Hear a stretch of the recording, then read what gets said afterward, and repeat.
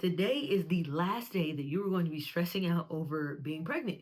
I'm going to give you the essentials of what you need to make it through your first trimester. So be sure to watch all the way through the end because I guarantee I'm going to take your stress way down. Right off the bat, what you need to invest in is a good pregnancy pillow. In fact, you need to invest in two good pregnancy pillows. Now, for me, it took me a second, a little trial and error. I ran through a few of them on Amazon to figure out what was going to be the most comfortable. And so I'm going to give you my major facts on what is probably going to be the best situation when it comes to pregnancy pillows for you. Now, there's all different types of pregnancy pillows. I'm sure you've seen just the traditional, I call it like the U-shaped pregnancy pillow. And for me, that didn't really work for me. It was just like too much of a cocoon. I'm also, I guess you could say, a little weird. I don't like sleeping with actual pillows like on my head. I like to sleep flat on the mattress. So it was just too much of an elevation. What ended up working for me is a combination of two things. Now, I suggest everybody get what I would call like this hip pillow, and it ends up being a pillow for the bump as your bump grows, right? So you can lay on it in the front, and then you have some support in the back, and that's going to help you so much, as well as something to have between your legs. Now, that hip pain that increases because that birth canal is trying to open up for the baby to pass through, which it gets crazy. We'll get into that third trimester. But for now, right? The best way to sleep is you need to sleep parallel, right? Your legs need to be parallel. So you need something that's going to go in between your legs. The major key is this: when you're sleeping, right? Every time you have to get up and go to the bathroom, which mind you is a lot, right? I suggest you rotate sides so that way one side doesn't get too bad. And that's at least in the first trimester. I'm gonna say probably 2 weeks into my pregnancy, I couldn't sleep on my back. It literally hurt me. But then again, I started off from a pretty light place, so me gaining weight was like an immediate effect on my body because that birth canal is opening up. It's trying to stretch. That hip pain could be pretty bad. And so the combination between rotating back and forth, having the hip stuff in place, um, and the two pregnancy pillows was really the winning combo for me in the end. So I suggest that you do the same. Now, the real major key is a good prenatal. This is like a crucial step. Sorry, my daughter's in the background. She's up. So this is what we're doing. This is mom life, that part. Get a good prenatal. So the one that I use and I swear by is Rooted. It's a combination of like just a whole bunch of stuff. It's got electrolytes in it, 25 vitamins and minerals, 9 superfoods and probiotics. But here's the kicker: what it really boils down to is I was having horrible morning sickness until I started taking this every morning. The second that I started taking this every morning, my morning sickness just poof went away. So I swear by this. I put all of my friends who are pregnant on this, and they enjoy it. And it's really just amazing. So regardless if you do this, I have a few other that I'll suggest as well, but none have the same effect as this on your body. And you literally just pop it in some water and take it every morning, and then you're good to go. So beyond just the morning sickness that went away, like obviously you want when you're going into your OBGYN and you're getting blood tests and so many blood tests and tingle tests and just you name it that happens during your first trimester all the way through your entire pregnancies, you want these good reports to come back. And so I pretty much, once I got on this, only took this. All my blood tests came back fine, all my levels were fine, and then the blessing is that I have a beautiful, happy, healthy baby here with me today. We love little Sky, who's in the background doing what she does. The next thing that you're going to do that's going to be a complete game changer is you are going to meal prep. Okay, so because this is a major key to keep your morning sickness at bay. Now, some people are just blessed and don't have it, but beyond morning sickness, you want to have your energy high, right? And so, what I didn't realize is that when you're pregnant, it's like, I mean, when it takes the dog energy out of you, like right now I'm breastfeeding and it takes the dog energy out of me, but like being pregnant takes the complete dog energy out of you. And so I needed to eat essentially every 45 minutes. And that sounds like ridiculous. Like, of course, if you eat every 45 minutes, like you're going to gain weight. Well, you're going to gain weight anyway because you're pregnant. So just let that go. Whew. Now, You can be on the healthier side and not eat a bunch of junk food because that's just going to drain you in the first place, right? What you want to do is try to eat high protein meals. And so for me, what that looked like initially, which ended up being to my detriment, was chicken. We'll get to that at some point, right? But it was ground turkey, fish. I don't eat beef, so that wasn't gonna be something that I was gonna eat in the first place anyway. But my meals really consisted of that, and so we would cook. Well, by we, I really mean my boyfriend because I wasn't cooking. My boyfriend would cook and probably on Sunday or Saturday, and he would cook enough to last me at least 3 to 4 days because I was eating that much. Um, so pretty much all I had to do is like he would literally go warm me up some food and I would just eat. And you eat and you eat and you eat. What I realized is when I was eating every 45 minutes and I was doing the next step, which is drink water, right? My energy level went up significantly. And so that's how I managed to make it through my days. And mind you, I was working as well. I'm blessed to be able to work from home.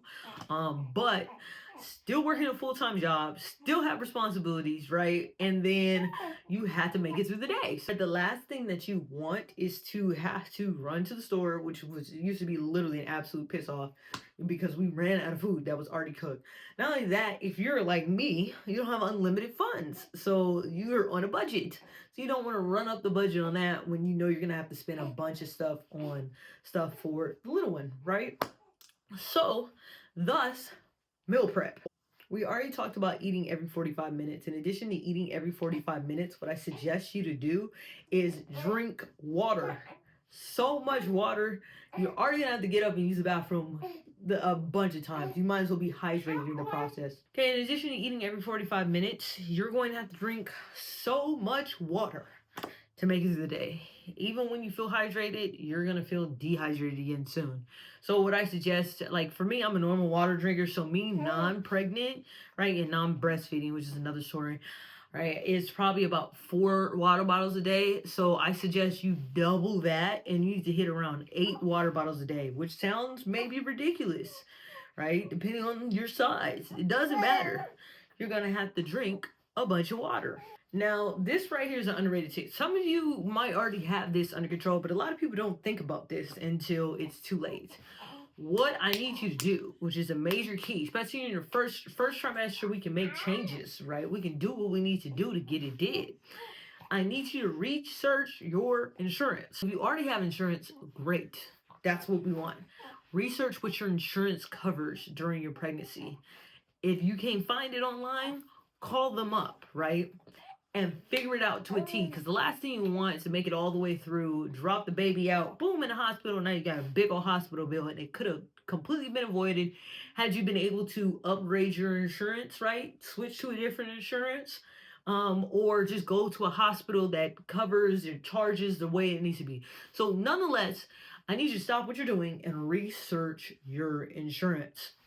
Especially in America, it is a major key because everybody's insurance doesn't cover everything. Every hospital doesn't take everybody's insurance. You need to find this out now.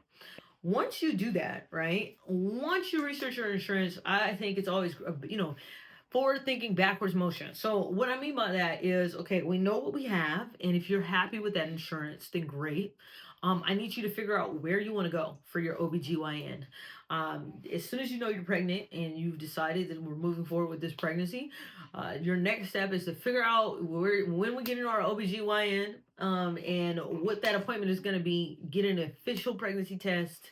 And if you're further enough along, then you get an ultrasound, right?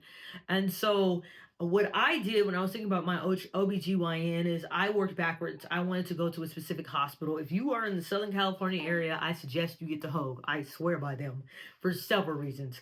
Beyond just my pregnancy, they helped my boyfriend out, saved his life with epilepsy, which we can get into later. They saved my dad's life. He had a quadruple bypass surgery. And so it was a no-brainer for me that I wanted to have my baby at Hoag. And so, therefore, I need to find OBGYNs that was associated with Hoag, like that's where they delivered at. And then from there, I needed to figure out pediatricians that were associated with Hoag. So it was all Hoag based for me. So I suggest if you have a hospital you know you want to go to, then you find a hospital. And then from there, once you find that hospital, I need you to figure out what insurance they take. And if it's not your insurance, then I suggest that you figure out a way to get on that insurance so you can get to that hospital, because what's the most important is that you deliver a healthy baby, you feel safe, you feel secure, right? And so I knew I was going to get that experience at Hoag. It was a no-brainer for me, and I want you all to have that same experience as well. However, you could be going a different route, and when we launched the podcast on here, we're going to talk about moms who've gone a different route and didn't do a hospital, they did natural birth, right? So if you're doing a natural birth, then I suggest you find your doula. And you find your doula or your midwife or whoever's going to help you with this process. But the biggest thing that you could possibly do during that first trimester is start planning your pregnancy and what you want to. Just think about it. You don't have to have it all locked down, but you do need to have a concept as far as how you want to move forward, because it's going to save you so much stress when you get into the second trimester and the third trimester. Last tip that I'm going to give you is to go on walks. If you can, please exercise. It's going to help. By the time you get to the second and the third trimester, you're going to have so much less like hip pain and like just aches, and maybe you might be a little less bigger, depends on what the baby's doing and all that, right? So it's gonna help a lot. Right, Sky? Right. I wish I could have exercised more during my first trimester. Unfortunately, I was so god awful sick from morning sickness that I just couldn't do it. And so that's why I say if you can, because it's better for you to just lay there than to force yourself to do something that you physically cannot do. With anything, I say your focus every single day, whether it's pregnancy or being a mom, is really just making it through the day. Like, make it through your day. So if that means you got to take 3-4 naps to make it through your day, you're going to have to take 3-4 naps. Because I literally had to do that during my first trimester as somebody who's a working mom. I planned my day around my naps. Like, I tried to organize what it is that I was doing. Mind you, I'm in sales, so I had to make phone calls. I would hit a certain number, and then I would take a nap. And then I would come back and I would hit a certain number and then take a nap, because that's what it took in order to make it through my day. So if you're working, you have to go in for work, right? Then if I was you, I would figure out a way where you could eat at work if that's possible, right? And during your lunch break, you take a whole nap during that hour for sure. Because that's what's going to help you make it through the day. You are going to be god awful tired, but I promise you, if you drink water, you eat, you take your naps, take your prenatals, you're going to make it through it. Please let me know what else you want me to talk about on the channel. Ask me some questions. I'm here to help. As always, hit the like button, sub button, bell button. Leia, gotta go.